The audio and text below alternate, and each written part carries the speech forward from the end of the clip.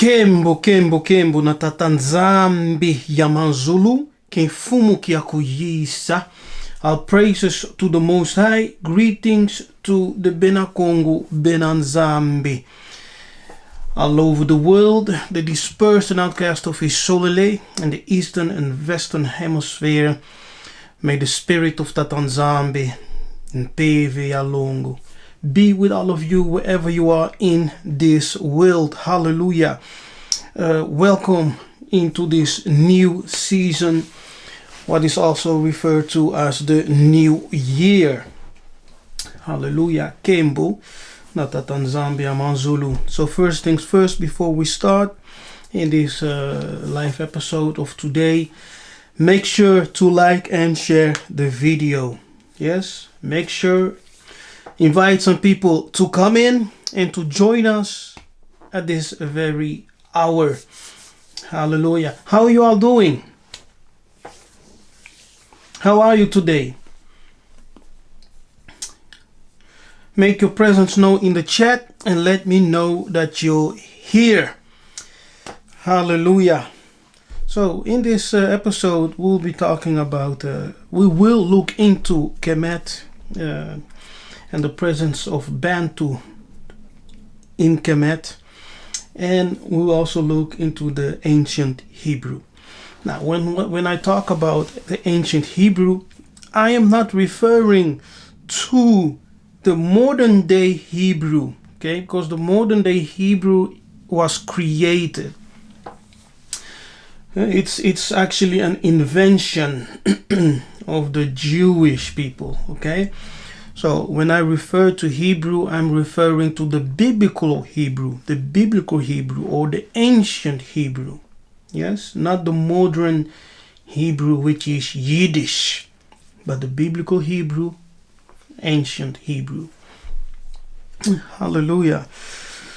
So our praises, hallelujah, greetings to Kush, Yahosef ben Israel, Seben for life, Drea Congo, umbote to all of you. Hallelujah. So let us start. Yes, let us start. And I will share my screen so you can read along, right? So let me start with sharing my screen.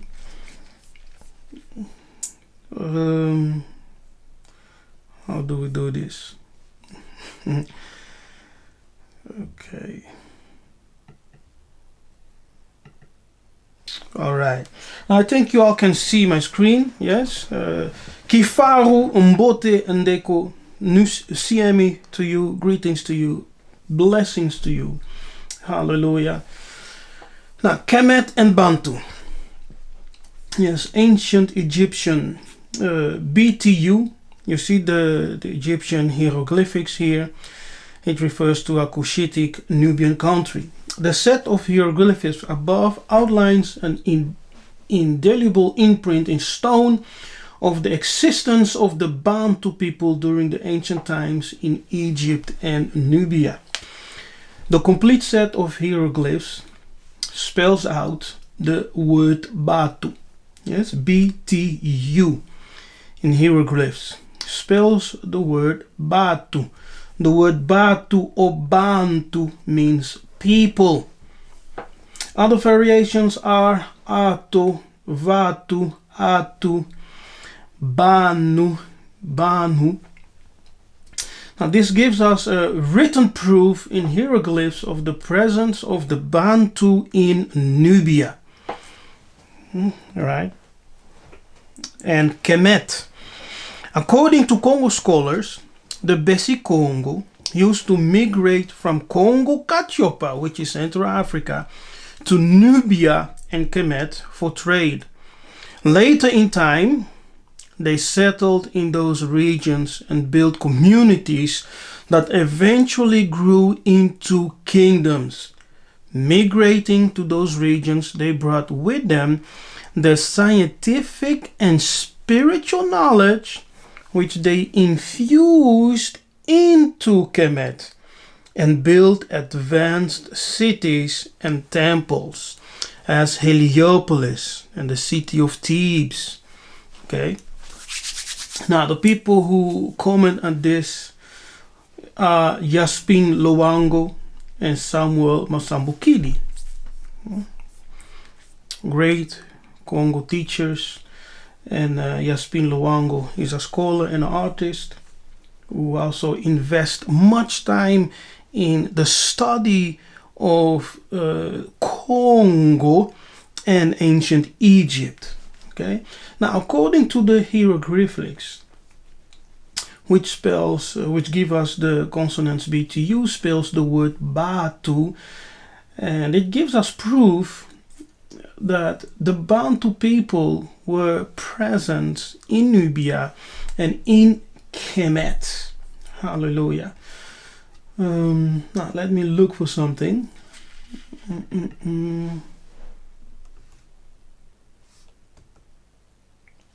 Give me a moment. Something just came into my mind, so I want to look for it.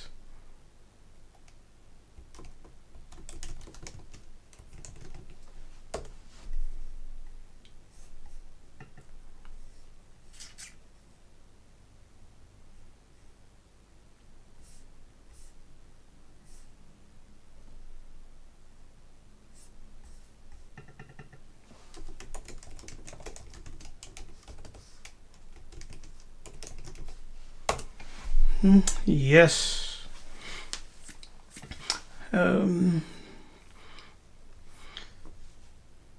Now, okay. Now, according to some Congo scholars, right, like I said, the Bessie Congo, they used to, let me reshare actually, because, yes, where are we here? Okay, according to Congo scholars, the Bessie Congo used to migrate from Congo Katiopa, Central Africa to Nubia and Kemet for trade. Later in time, they settled in those regions and built communities that eventually grew into kingdoms. Migrating to those regions, they brought with them their scientific, I emphasize there, the scientific and spiritual knowledge which they infuse into Kemet and built advanced cities and temples, as Heliopolis and the city of Thebes. Okay. Israel also came into Egypt. So Israel, which is talking about Jacob, right? Jacob. Let me put that in there. Jacob. Yes. So Israel, Jacob, came into Kemet. And Jacob sojourned in the land of Cam. Psalm 105:23. In the land of Cam. In Geta. Now,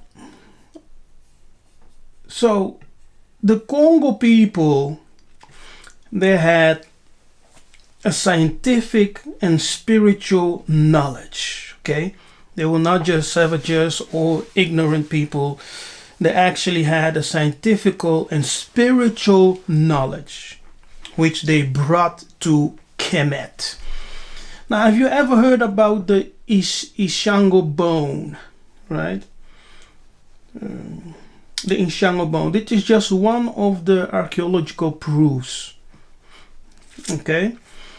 It was discovered at the fishermen settlement of Ishango in the Democratic Republic of Congo. Is a bone tool, a possible mathematical device. You see this?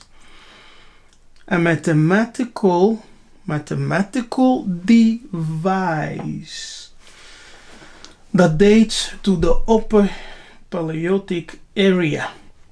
The curved bone is dark brown in color, about 10 centimeters in length, and figured a sharp piece of quartz affixed to one end, perhaps for engraving, etc., etc. Okay, but this instrument was a mathematical device, the Yiseka'yah bone, now in the Royal Belgian Institute of Natural Science. And Belgium has a large museum, I visited and I will visit it again. A large museum which they call the African Museum in Belgium. Almost 99% of the things which they have in the expo came from the Congo.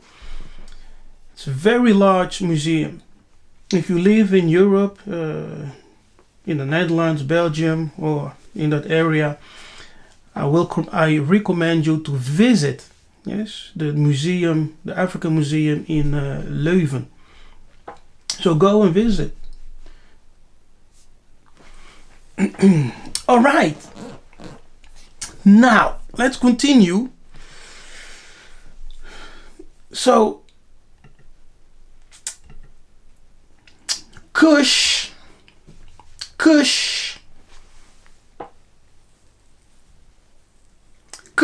according to the scripture, was the son of Cam, right?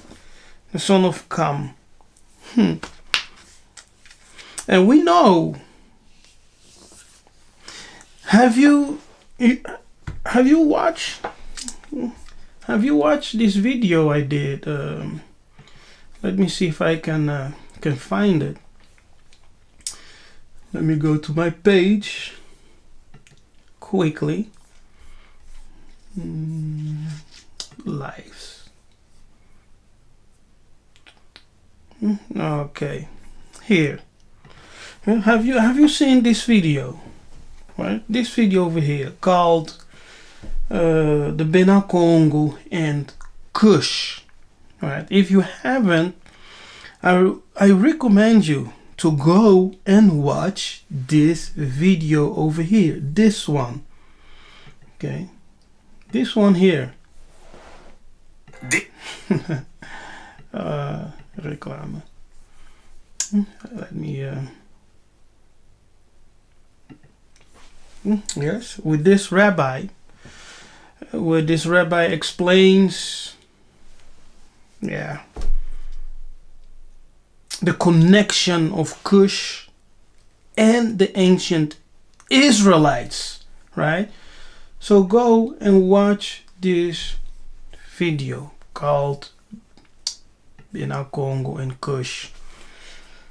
Go and watch it. It's very good. It's very, very, very good. Yeah. So Kush, according to scripture, was the son of Cam. Yes. The term Egypt was once used to refer to all of Africa, which was called the land of Cam. So Egypt, according to scripture, was known as the land of Cam, as we have seen in Psalm 105 verse 23. Now we can actually go there and read it just to show you, the scripture reference, Psalm 105 verse 23. Yes.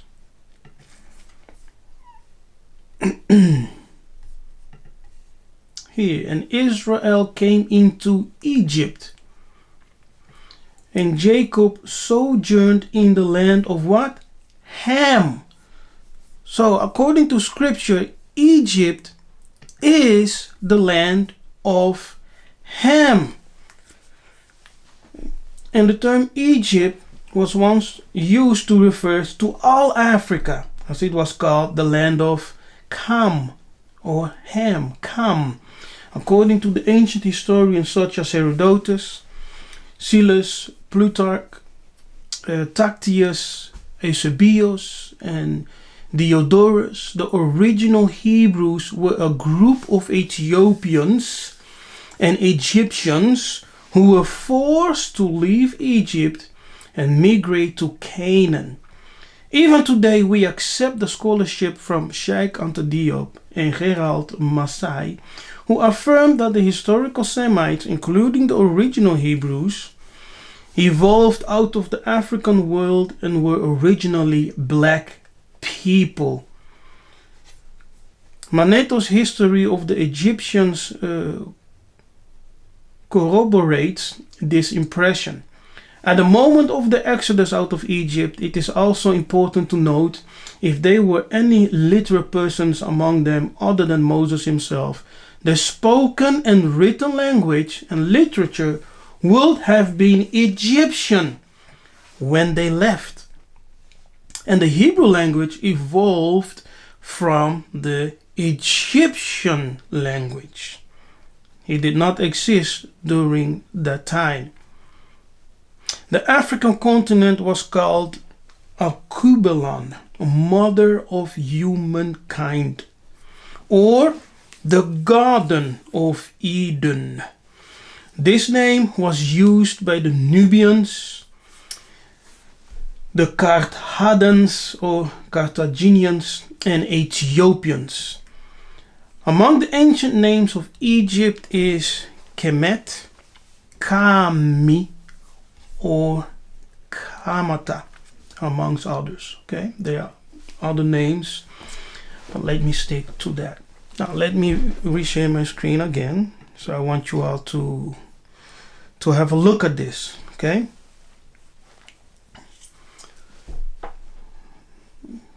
Now Egyptian, Kam or Kem, you can see the hieroglyphs over here. Yes. So the Egyptian Kam the Egyptian Kam means to be hot, to burn. Kemet or Kem, fire, heat. Yes. Ancient Copts called the land of Egypt Kemet or Kemet, from KMT or KMT, and Keme or Kemi from KM. Kemet means black land. The definition of the word Kam or Kama or Kemet refers to something hot, burned or black. This corresponds very well with the Greek term Ethiop, yes, burnt face. That is to say, a black person. Okay, and with the Hebrew Kush, which also means black. Yes, or Kushi, a black person.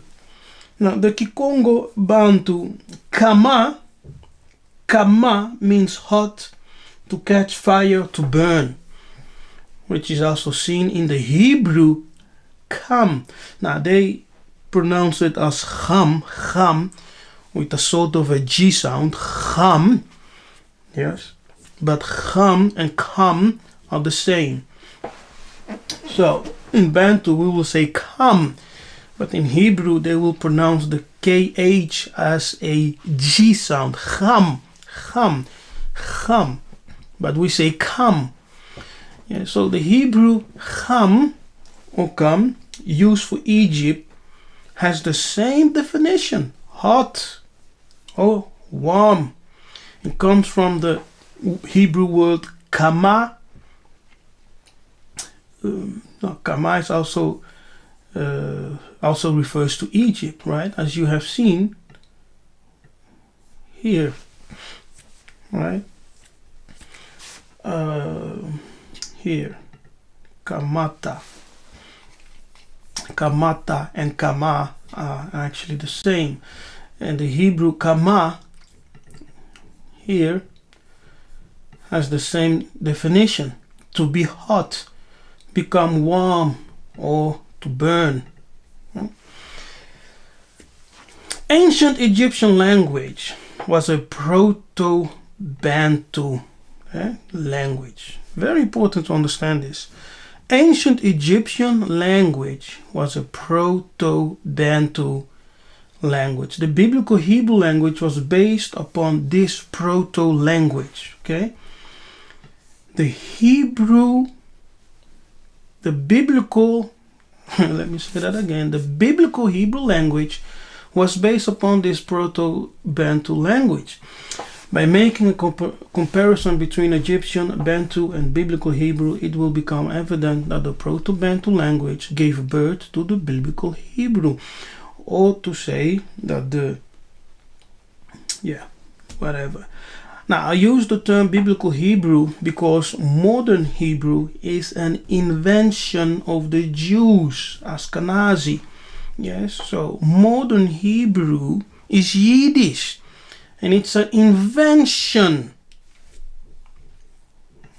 Yes, it's an invention of the Jews, Ashkenazi, by fusing biblical Hebrew with Germanic Slavic tongues.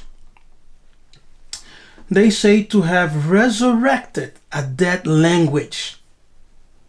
And that's what they say, right?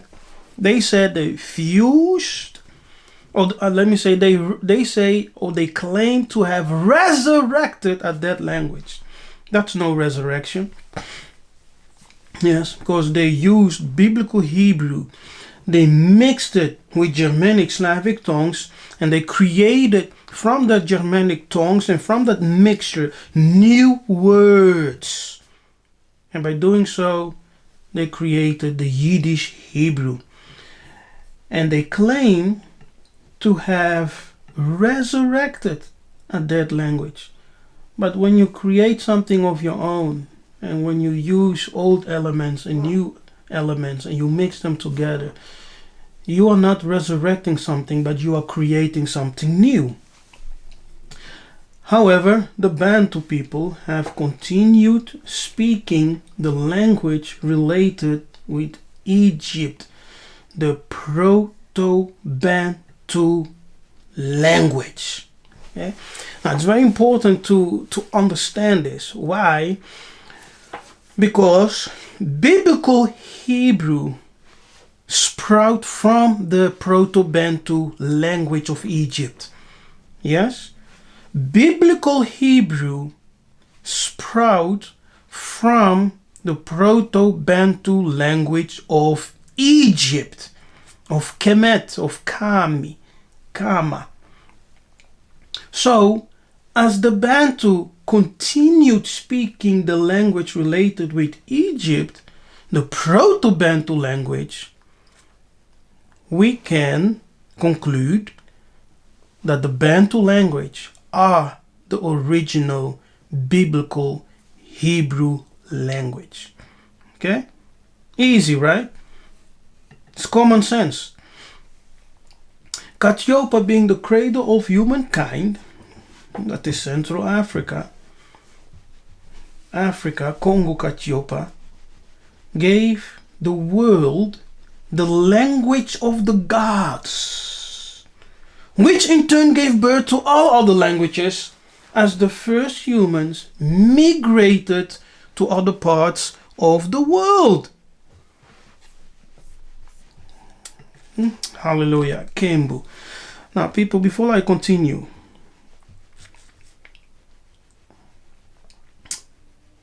please like the video. Yes, if you're here in the live chat, you're watching live right now, we have I have 6 thumbs up. And we are more than 23 people right now at this very moment watching live. Before I continue, I want you to hit that like button. Come on. Hit that like button so we can continue. Yes. I want the likes to amount to the number of people watching right now. I only see 8 thumbs ups, and we are more than 23 people watching right now. Come on. It costs you nothing, right? Just to press that like button. It costs you nothing. It's totally free. Just press that like button.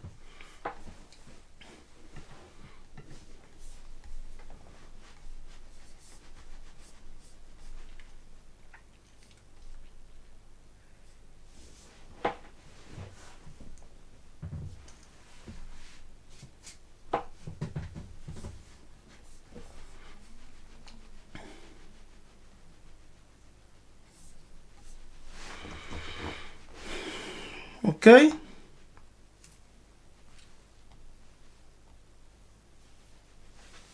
Oh. Antuka. Come on, people, press that like button. Come on. You know?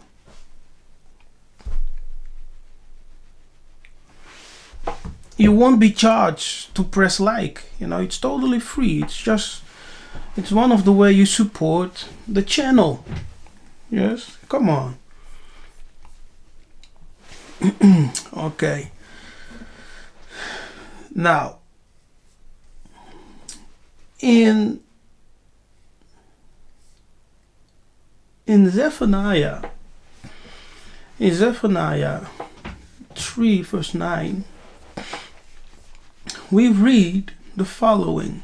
For then I will turn. Now let me go there, in fact, so we can read along, right? Okay, give me a moment. Let me open up my Bible app. So Zephaniah 3 verse 9. Let's go there. Let's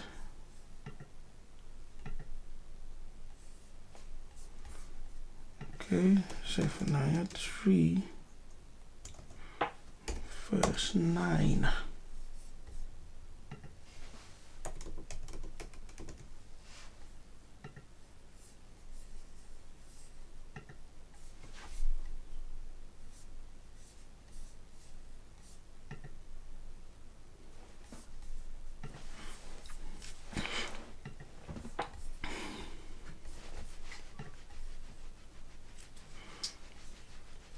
Zephaniah 3 verse 9, for then will I turn to the people. Okay? People. A pure language, that they may all call upon the name of the Lord, to serve him with one consent. All right, to serve him with one consent. So he will turn to the people. Yes, a new or a pure language. Now, for then I will turn to the people. See, the people here in Hebrew is amim. Amim. Amim, as you can see, right? Amim is plural in Hebrew for the people. But ami in Swahili also means people. You see? In Swahili, ami means people. In Hebrew, they add the m at the end for the plural form of am. Amim, Hebrew, people. Ami, Kiswahili, people. Yes. Now, who are the people here? Who are the people? Okay, let me go back. Let me close this up. Who are the people here? From beyond the rivers of Kush,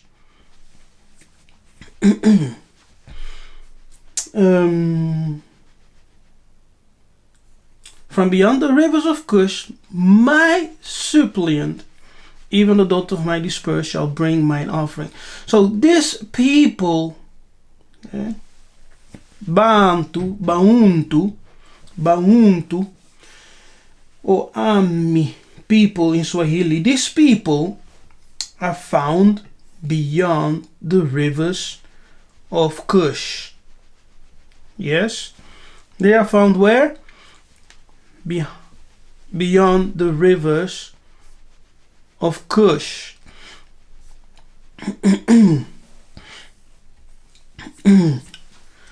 Kush, according to scripture, was the son of Ham. Yes.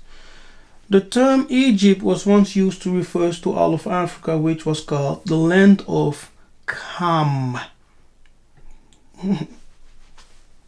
Get that in your mind. Okay? So, the people who will receive, or unto whom the Most High will turn a pure language. Yes, He will restore to them a pure language, that they may call upon the name of the Lord to serve Him with one consent, in bumosi, bumoko, in oneness. These people are found beyond the rivers of Ethiopia.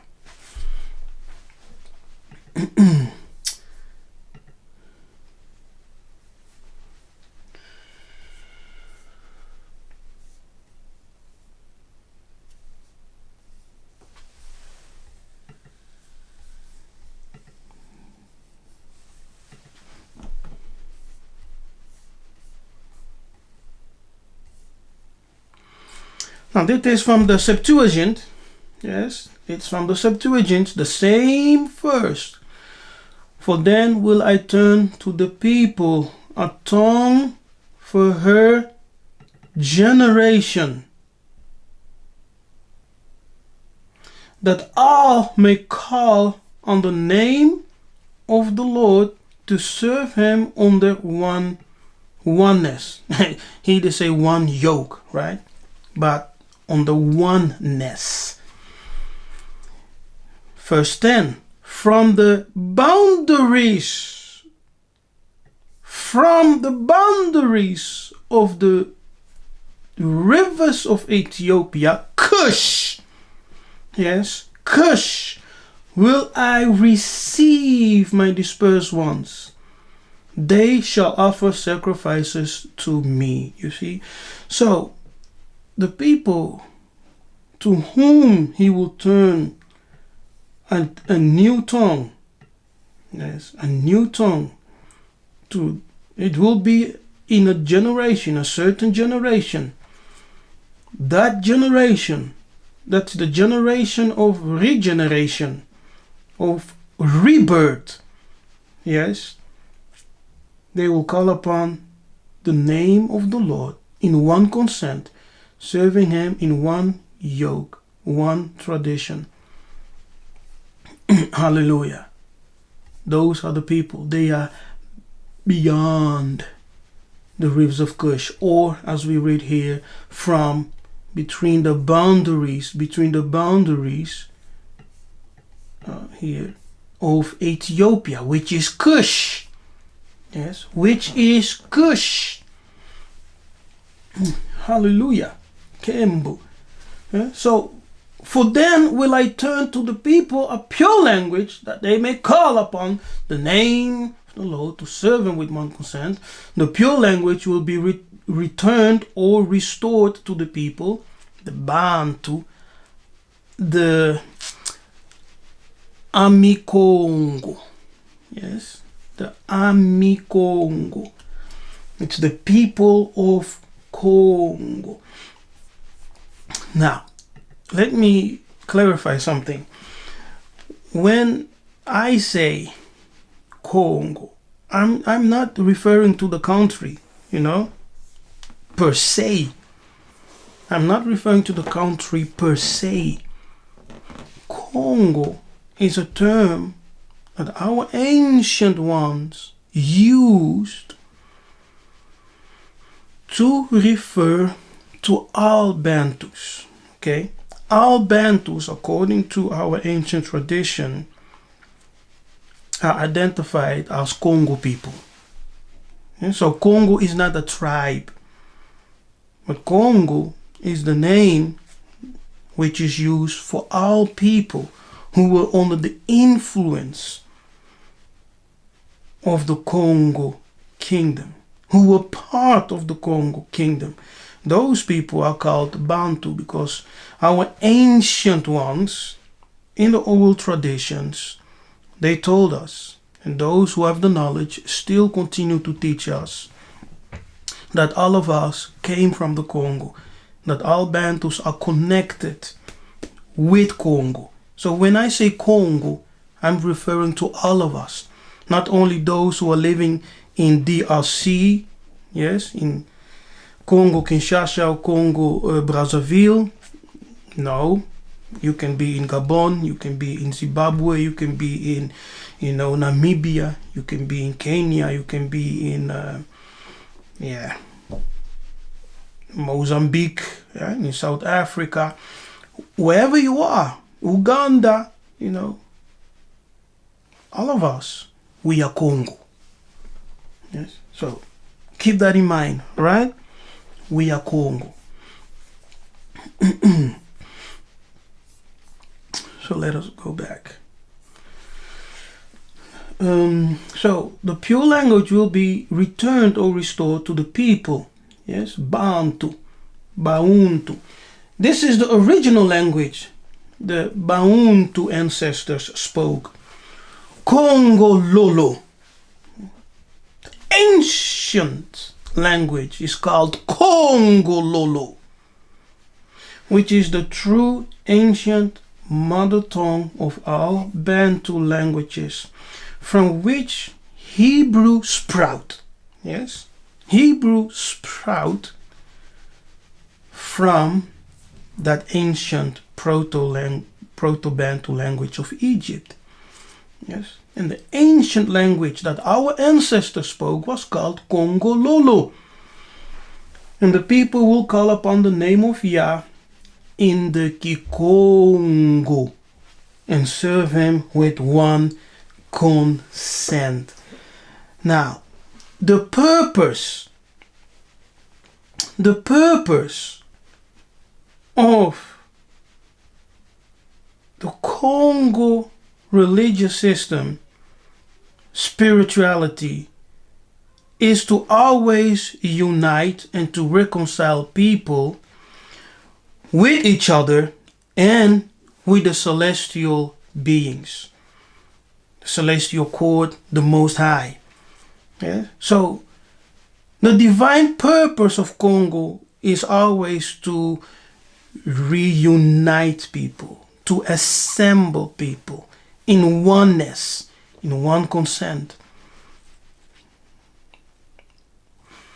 In Isaiah 19:18, we read the following: In that day shall 5 cities in the land of Egypt speak the language of Canaan, and swear to the Lord of hosts, one shall be called the city of destruction, or the city of the sun, Semes. Yes, Semes, which means the city of the sun.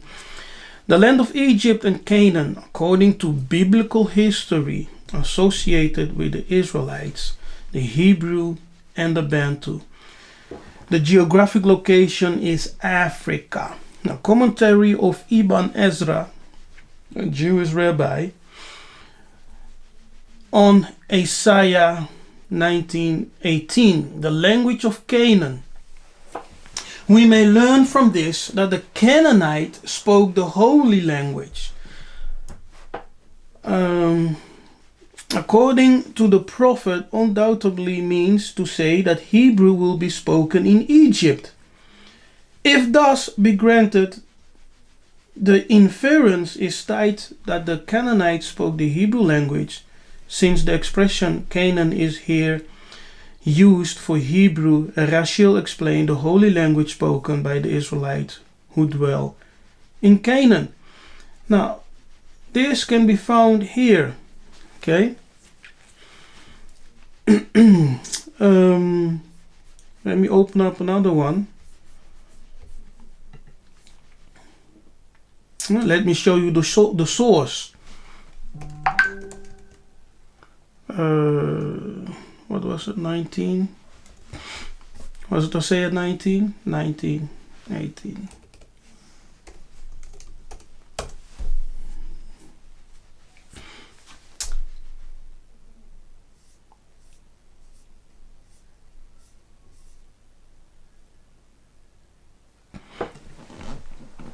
Yeah, so let me show you the source, if I can find it. Isaiah 19. In that day, here, in that day shall be several towns in the land of Egypt speaking the language of Canaan and swearing loyalty to the Lord of hosts. One shall be called the town of Heres. Commentary.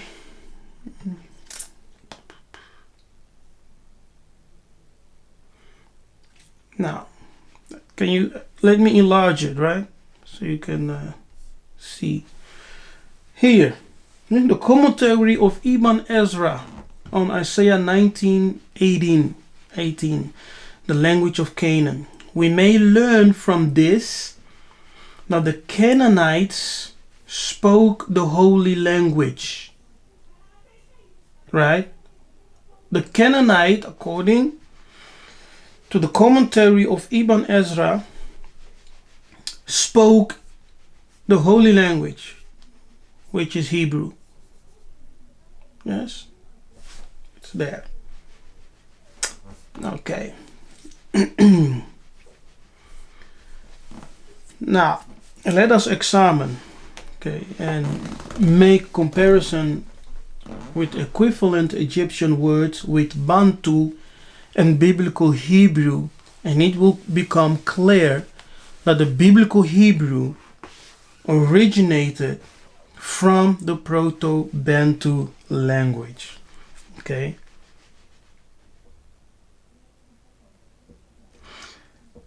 Now, Proto-Bantu actually means the foundation. Yeah, proto means foundation or first. Yes, first. So when we say Proto-Bantu, we are saying that it was the mother of the Bantu languages. Yes, the mother or the foundation of the Bantu languages. That's why I said that the original language of our ancestors was called Kikongololo. Yes, as you see here. Kikongololo. Yes, Kikongololo. Comparisons of words. Now, let's see. Before we go there, let's establish the facts, what we have learned thus far.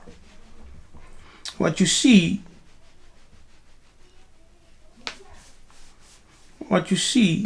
is that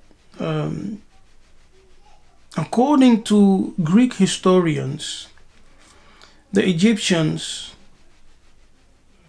no, let me say it correctly. According to Greek historians, the Hebrews came as a colony of the Egyptians, out of the Egyptians, right?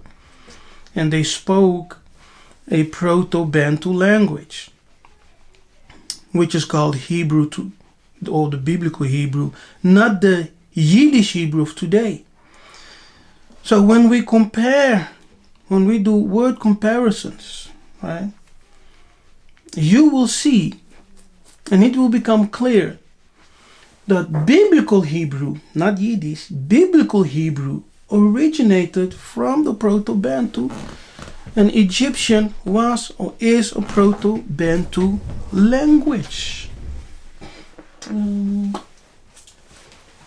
Yes, you can order this book. Yes, you can order this book, Linguistic Ties Between Ancient Egyptian and Bantu, and it will give you more in-depth explanations. Now, when you look at the words and we do comparison of words, you see we have 3 columns, right? Egyptian, Bantu, and biblical Hebrew. You see that in Egyptian Bantu, yes, in Egyptian, Kam, and in Bantu, Kikongo today, Kama, and in biblical Hebrew, it's Cham. Yeah, Cham. Now we will pronounce it as Kam, but they pronounce it as Cham. The G and K are interchangeable, of course, in Paleo-Hebrew rules, but also in Bantu and Egyptian, right? So Kam can be Ham. Now, Kam in Egyptian means to be hot or to burn. In Kikongo, Kama has the same definition: hot, catch fire, burn. Swahili, Kama, resemblance and likeness. Now, Tatanzambe, what does scripture say? He said he created man in his image and likeness. Yes, image and likeness. The land of Kam was also called the land of the gods. Yes, the ancients considered the land of the Egyptian, the land of Kam, the land of the gods. Interesting. It is interesting to know that in Japanese, God is called Kami. Interesting, right? In the Japanese language, God is called Kami. Kami-sama. Kami-sama. Kami. Now let's take another one. It's a beautiful one, right? It's a beautiful one. In the Egyptian, you see the hieroglyphics also there. So in the Egyptian, we have the word baraka. Baraka. To bow the knee in homage. Yes. Bareka. To bless. Yeah? A gift, a present, a tribute. And you have the word barga or barka. To illuminate, to give light. And in the Bantu, we have the Swahili word baraka, gift, blessing, favor from God. Swahili bariki, to bless. Barikia, to bless, bestow a blessing, as blessing received from fathers or righteous men. Yes, and we also have the word baraka is derived from the word to shine, given in Proto-Bantu as badika. In the Kikuria Bantu, the word bara means the shine of the sun. The shine of the sun. This is given in Kibemba Bantu as bulk, to shine as the sun. Barga, the ending ga is equivalent to ka. Yeah? So G and K are interchangeable. Barga can be barka, barika, the bemba for to bless, to shine upon. Yes, so may his face shine upon you can be understood as may his blessing be upon you. Yes, may his face shine upon you.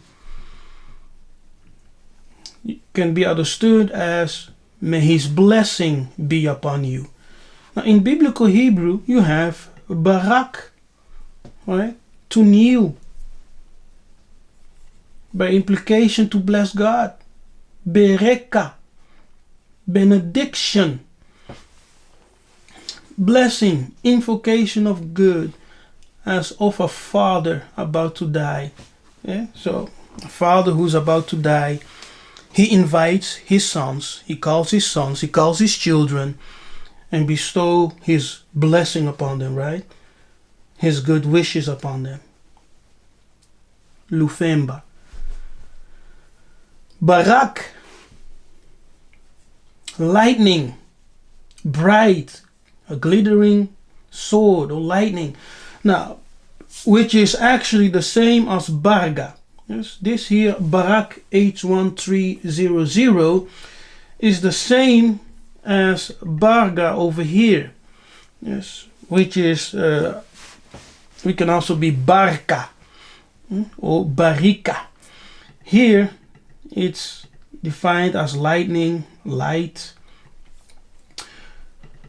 But in the Bantu,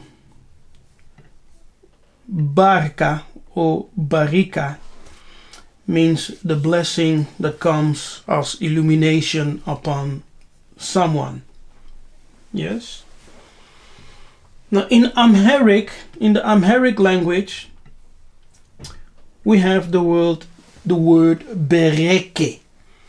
Bereke, a blessing, which is very similar with baraka. Right? See? Bereke, baraka. It's very similar with the Swahili baraka. Interesting. Hallelujah. Okay. Do you want another one? Yes. Shall we look into another one? Another comparisons of words.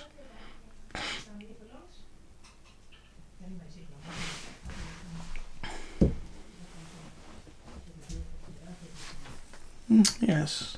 Let me see. Okay.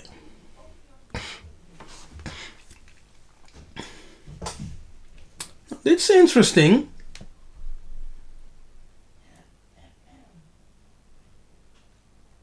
It's interesting. Heka in Egyptian Bantu, Heka,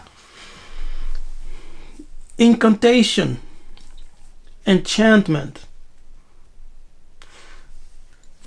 In the Bantu Swahili, we have Hekalu. Hekalu,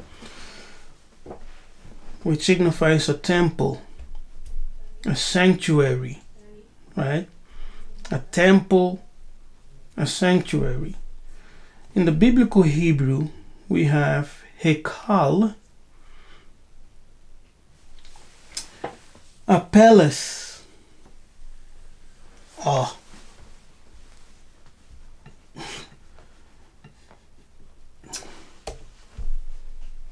A temple,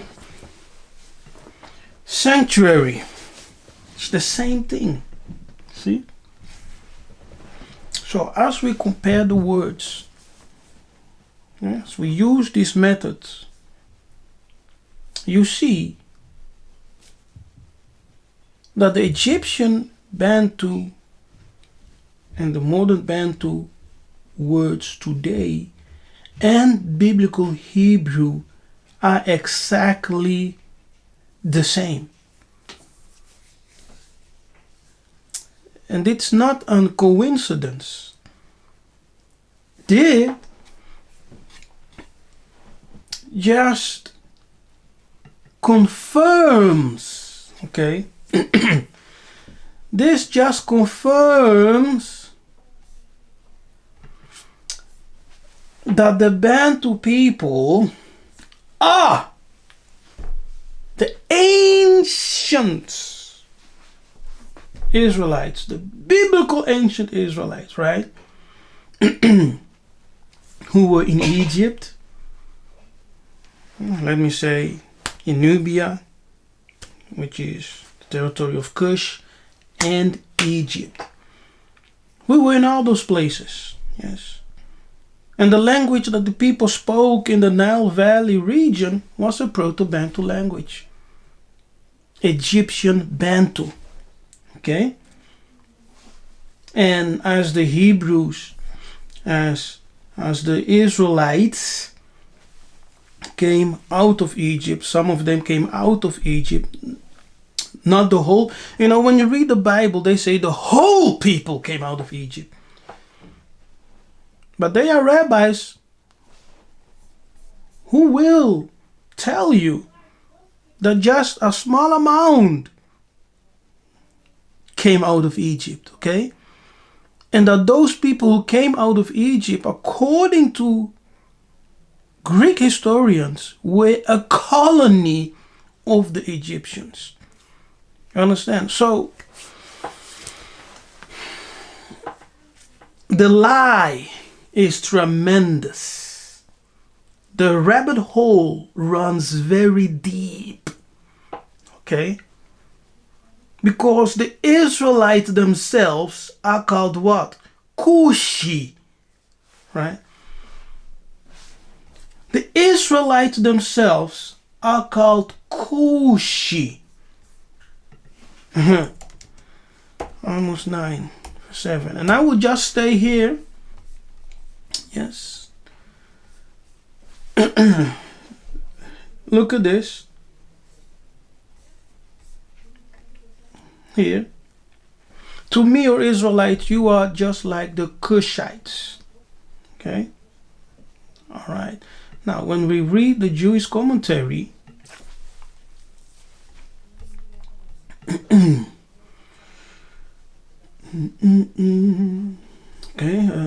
let me see.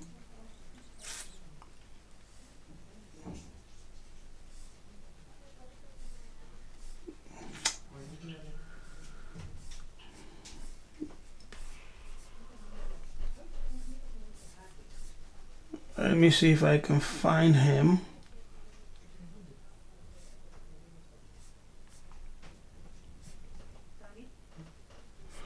Oh, I actually explained this in one of my videos where I showed you the commentary of certain rabbis, right? On this platform. I can't find it now, but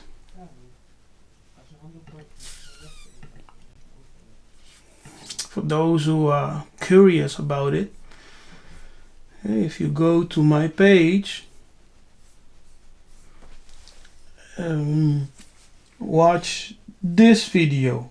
Yes, this one. Congo and Kush, according to Jewish rabbi.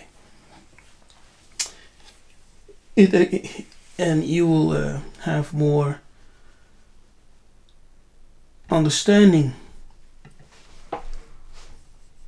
about that. Let me jump to the King James. Right? Are ye not as the children of the Ethiopians unto me? Bene Israel. So why are the Israelites called Kushi or Kushites? Right? Why is that? I explain it in that video. You can go and watch it. Now, Heka, incantation, enchantment, Hekalu, temple, sanctuary. The biblical Hebrew, Hekal, a palace, a temple, sanctuary. You see. Now, incantation, enchantment are done in the temple. The temple was also a palace in the Hebrew. It's the same. Okay. The garden. Yes. Gan in Egyptian Bantu. Gan. Yes, in Egyptian Bantu. In Bantu Congo, Ghana. In Shona, Ganu. Garden. Boundary, fenced, or fence garden, right? In biblical Hebrew, we have a garden as fenced, planted especially with trees, fruits and plants.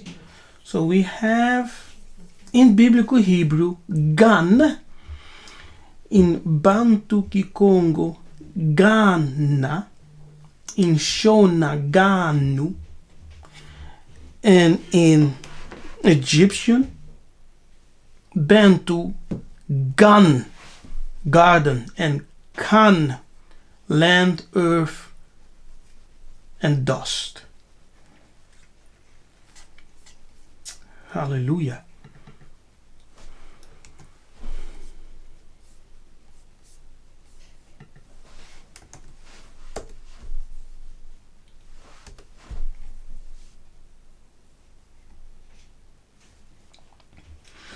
Yes, you can see gun, right?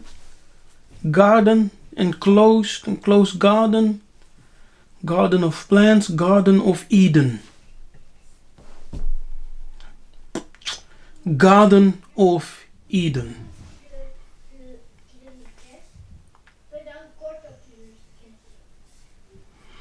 A garden, especially one planted with trees.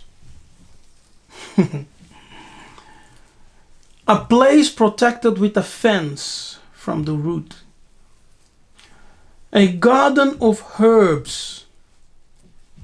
Yes, a garden of herbs. The Garden of Eden, planted by God, Elimo, Zambi Ampungu, Bumbaloa.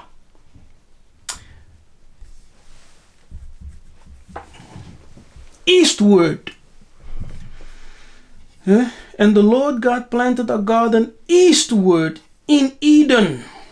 And there he put the man whom he had formed. So, the garden,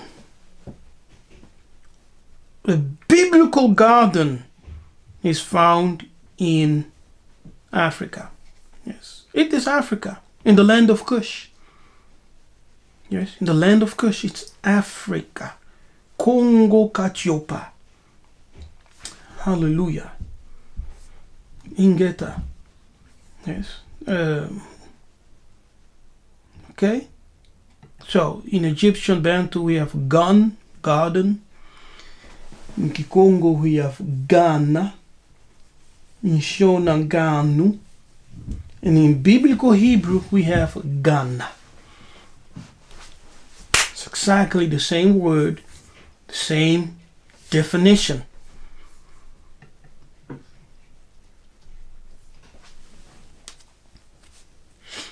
Now, that's interesting. In Egyptian Bantu, we have Yiseka'yah, which means to know. Yes, to know or have understanding. In Bantu Lingala, we have Yeba. Yes, we have Yeba, to know, from the verb koyeba. Yes, to know. Koyebana, to have intercourse. See, yebana, ko yebana, to have intercourse, to produce children. In the biblical Hebrew, you have yada, to know, intimacy, to have intercourse. Yes, intimacy, and to have intercourse. Here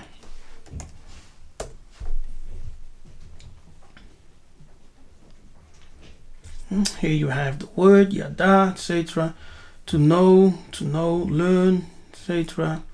The first time it appears,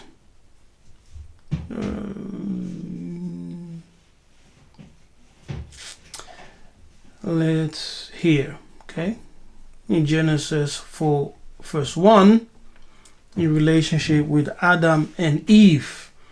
And Adam knew Eve, his wife. Yes, now that's the knowledge of intercourse, intimacy. And she conceived, right? She became pregnant and gave birth to a child. You see that? So to know not only refers to someone having information or knowing something, but it refers to intimacy.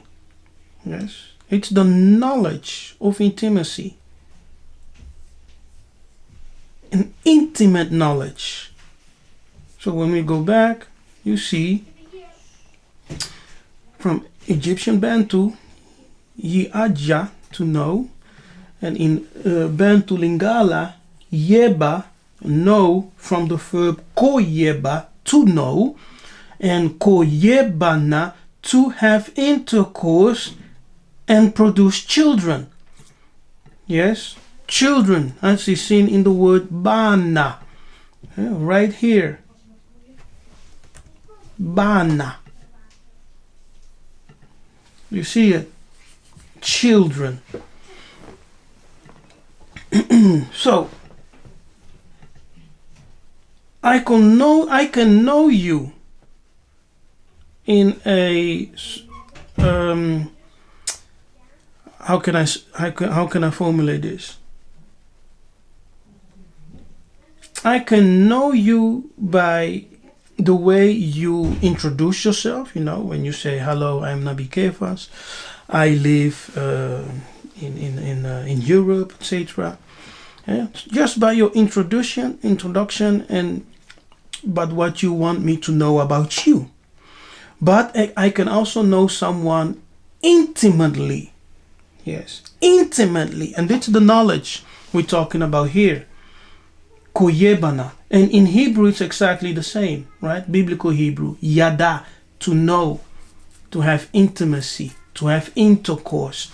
And by that, in the Lingala, you see here koyebana, which is the intercourse and production of children. Hallelujah. Okay, the last one. Yeah, the last one, and then I think we're done. Yeah.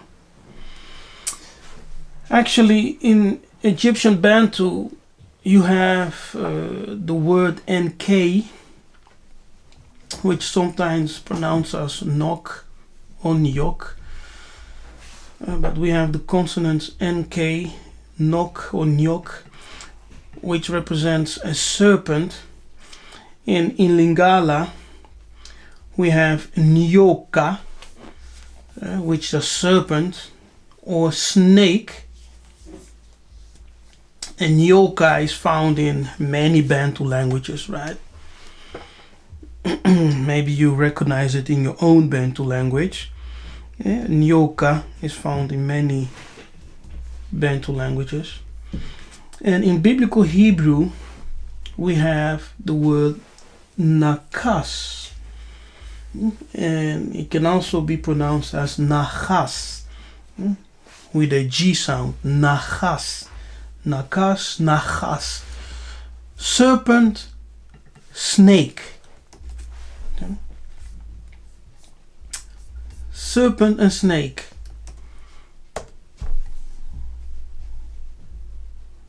Yes, here you have it. Nachas, serpent, snake. Now, the serpent does not represent something evil, as we have learned from Christianity. Because when Christians think of the serpent, the only thing they imagine is the devil, something evil. The serpent does not represent per se something evil. But the serpent represents, knowledge, wisdom, rebirth or resurrection.